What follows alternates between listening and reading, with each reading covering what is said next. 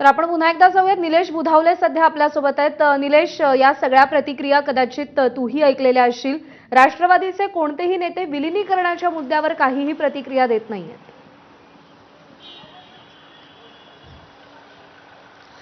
प्रज्ञा, त्यांचं स्पष्टपणे ठरलं होतं आजची केवळ जी बैठक आहे ती गटनेते पदाची बैठक आहे. आपण खरं तर राष्ट्रवादी काँग्रेस पक्षानं ह्या उपमुख्यमंत्री पदाचा एवढा पटकन निर्णय का घेतला या संदर्भात देखील माहिती घेण्याचा प्रयत्न केला. पक्षातील वरिष्ठ नेत्यांशी बातचीत करण्याचा प्रयत्न केला. त्यावेळेस त्यांचं असं म्हणणं होतं की शरद पवारांच्या राष्ट्रवादीच्या वतीनं अजित पवारांच्या निधनानंतर अगदी काही तासांमध्येच एक स्पष्टपणे भूमिका घ्यायला सुरुवात केली होती की विलिनीकरण हा अजित पवारांचा विषय होता. त्यामुळे त्यांच्याकडून राजकारणाला सुरुवात झाली आणि त्यामुळे आम्हाला तातडीनं हा राष्ट्रवादीच्या उपमुख्यमंत्री पदाचा जो महाराष्ट्राचा निर्णय जो आहे तो घ्यावा लागला. कारण राष्ट्रवादी काँग्रेस पक्षाच्या वाट्याला उपमुख्यमंत्री पद आलं होतं आणि ते राष्ट्रवादी काँग्रेस पक्षाला मिळावं यासाठी सुनेत्रा पवारांना आम्ही आग्रह केला आणि सुनेत्रा पवारांना होकार दिल्यानंतरच हा निर्णय जो आहे तो घेण्यात आलेला आहे. आता आगामी काळामध्ये राष्ट्रवादी काँग्रेस पक्ष आणि राष्ट्रवादी काँग्रेस शरदचंद्र पवार पक्ष खरंच एक होतोय का हे पाहणं महत्त्वाचं राहणार आहे. परंतु सध्या ज्या पद्धतीनं शरद पवारांची सकाळची बॉडी लँग्वेज होती त्यांना स्पष्टपणे सांगितलंय आमची पुढची पिढी या सगळ्या विषयासंदर्भात निर्णय घेईल, पुढची पिढी आमचं राजकारण करणार आहे. त्यामुळं पुढची पिढी म्हणजेच रोहित पवार असतील किंवा सुप्रिया सुळे असतील, योगेंद्र पवार असतील, ही मंडळी आता नेमकी पक्षाच्या बाबतीत काय निर्णय घेत आहेत आणि पक्ष कसा नेमका पुढे जातो हे पाहणं महत्त्वाचं राहणार आहे.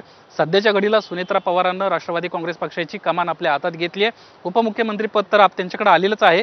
राष्ट्रीय अध्यक्षपदाची धुरा देखील लवकरच त्यांच्या पदरी पडू शकते.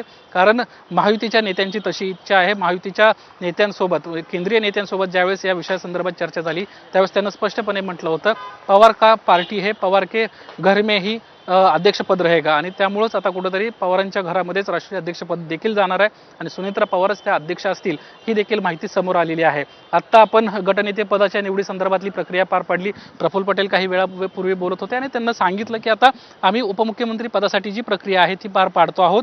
याचाच एक भाग म्हणून आता मुख्यमंत्री देवेंद्र फडणवीस यांच्या भेटीसाठी आम्ही जात आहोत. त्या ठिकाणी आम्ही जाऊ, त्या ठिकाणी उपमुख्यमंत्र्यांसोबत चर्चा करू आणि उपमुख्यमंत्र्यांच्या मार्गदर्शनानंतर, त्यांच्या सहमतीनंतरच आपण या विषयासंदर्भामध्ये बोलणार आहोत. आपण दिलीप वळसे पाटील सरांशी बोलण्याचा प्रयत्न करणार आहोत.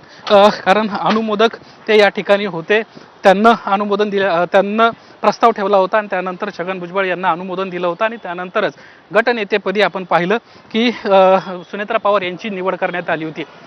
प्रज्ञा, आपण पाहतोय विधिमंडळ या ठिकाणी आहे. विधिमंडळातून अनेक नेते जे आहेत ते आता बाहेर पडायला सुरुवात झालेली आहेत.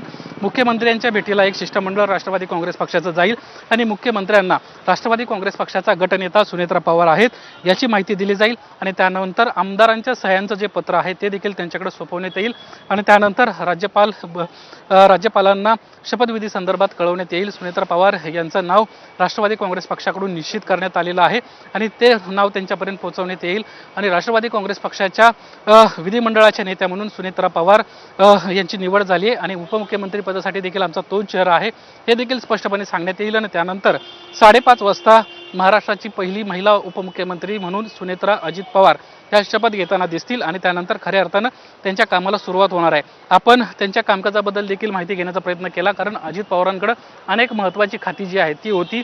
याच्यामध्ये अर्थ व नियोजन खातं होतं, यासोबतच अल्पसंख्याक खातं होतं, क्रीडा खातं होतं आणि या महत्त्वाच्या खात्यांसंदर्भामध्ये आता नेमकं पुढं काय, सुनेत्रा पवार यांना ही खाती मिळणार का असा देखील प्रश्न आपण विचारण्याचा प्रयत्न केला आणि त्यांच्याकडून आपल्याला राष्ट्रवादी काँग्रेस पक्षातल्या वरिष्ठ नेत्यांकडून सांगण्यात आलेलं आहे राष्ट्रवादी काँग्रेस पक्षाच्या वाटेची ही पदं आहेत. त्यामुळं ही खाती मुख्यमंत्री महोदयांना विनंती करून उपमुख्यमंत्री म्हणून शपथ घेतली.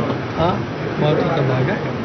बाकीच्या विषयाच्या बाबतीमध्ये आम्ही नंतर बोलू. ओके.